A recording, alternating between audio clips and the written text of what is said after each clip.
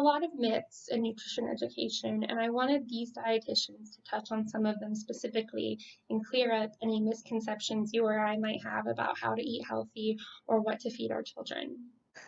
Yeah, so there are a lot of myths. It is really hard to tease out what is true in the nutrition world. Something I say to my clients often is if we were to wake up in the morning and watch a morning show on Monday and watch it on Wednesday and watch it on Friday, by Friday, we would probably be really confused about how to eat because there would be so much information shared. There would be so much contradicting information. And so, if we go back, even if we figure out what somebody can access and we kind of get that together and then they get to the grocery store, but they're confused about what to put into their cart, again, we have a new set of challenges to say, how do I feed myself and how do I feed my family? The top thing I would say is that there's just one way to eat healthy.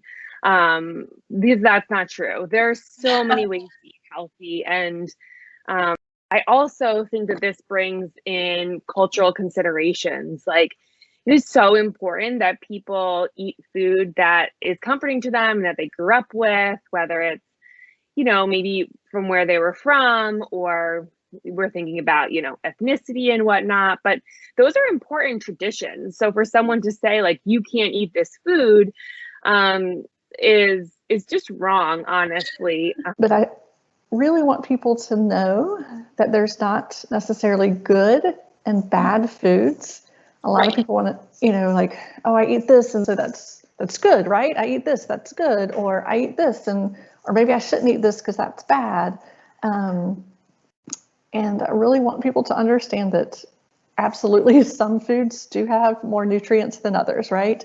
But if we start talking about foods being bad or foods being good, we set this kind of mindset that, well, if I eat this good food, then I'm good.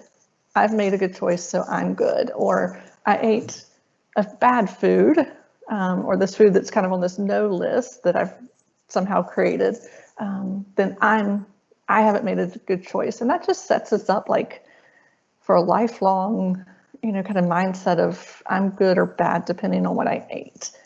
Because any food can fit. It's just how much and how often. The main one that I think I'd love for everybody to know is that diets don't work. Now, I've seen a variety of different figures, but I've seen 85, 90, 95%, regardless of the actual number, the vast majority of diets don't work.